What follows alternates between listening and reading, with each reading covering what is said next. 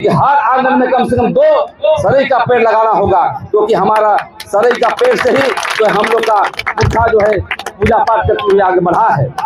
और हम ये संदेश देना चाहते हैं कि सरूल के विषय में लिखिए भी, मुंडारी में लिखिए, हिंदी में लिखिए, इसकी पत्रिका में छपवाएंगे, प्रेस में छपवाएंगे, क्योंकि हमारा इतिहास लिखने वाले कोई नहीं है। इतिहास को लिखना है और आदिवासी समाज को आगे बढ़ाना है।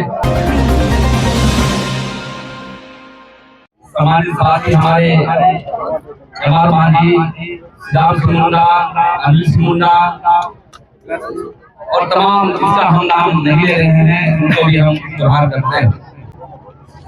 सरूल का एक ही मकसद है और यही संदेश देना चाहते हैं पूरे पटना क्षेत्र के आदिवासियों को, मूल वासियों को।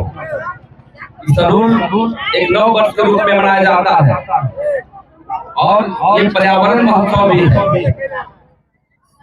और पहाड़ को पानी में रख करके वैज्ञानिकता के तौर पर एक फोरकास्ट करते हैं कि आने वाला समय में हमारा कैसा वर्षा होगा, अकाल पड़ेगा कि नहीं, ये हमारी परंपराएं रही। दूसरी बात,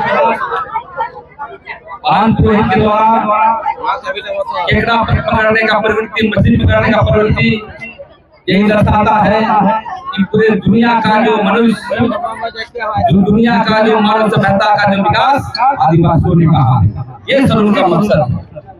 और हम ये कहना चाहते हैं खासकर पटना क्षेत्र में, यदि आप सरूल मानते हैं, यदि आप सिंगोंगा का मानते हैं, जमीन को मानते हैं, तो आपको अपना धर्म के आधार पर चलना पड़ेगा। दूसरा धर्म के साथ मैं सरूल का ही कहना चाहता हूँ कि जब तक आप अपने शादी विवाह पहाड़ से नहीं करिएगा, जब तक आप सिंगोंगा का आराधना नहीं करिएगा, तब तक सरूल का कोई महत्व नहीं है। क्योंकि हमारे पुरखा लोग वर्षों पहले से हमारी परंपरा को बढ़ाया जा रहा है। हम प्राकृतिक पूजक हैं, हम सिंगोंगा का आराधना करते हैं, धर्मेश का आराधना करते हैं, लेकिन आज देख रहे हैं कि पूरे पांचकला क्षेत्र में हम कोई हिंदू बन जा रहे हैं, कोई मुसलमान बन जा रहे हैं, कोई क्या का धर्म में मान रहे हैं। हाँ, हम इन धर्मों को जो है आदर करें, लेकिन हमारा रास्ता सिंगोंगा है। हमारा जो पूर्वज है, हमारा जो पुरखा है, हमारा जो पुरोहित है वो महान है, उसके आधार पर आप चलेंगे तब जो है सरूल विरासत आगे बढ़ सकता है। आज हम कहना चाहते हैं सरूल तो मनाएं, प्राकृतिक महोत्सव है, लेकिन आज जमीन छीनी जा रही है। हमारा सरकार होने के बावजूद भी जमीन को नहीं बचा रहा है। उद्योग की विकास करने के लिए हम आदिवासियों को जमीन छीनी जा रही है, धर्म कोड नहीं मिल रहा है, समता जजमेंट नहीं मिल रहा है। सभी मुद्दे को लेकर के हम संदेश देना चाहते हैं खास नौजवानों को, बहनों को, कि हमें पूजा पाठ भी करना है और अपने अधिकार के लिए संघर्ष करना है बिरसा मुंडा का तर्ज पर, तभी हम आदिवासी समाज बचेंगे।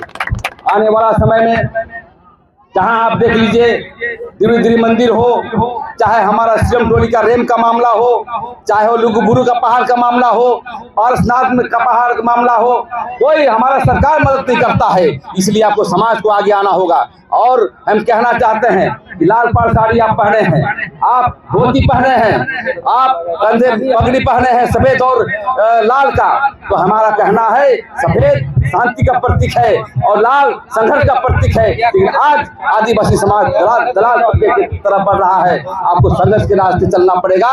और धर्म कोड, सरूल का मतलब क्या है?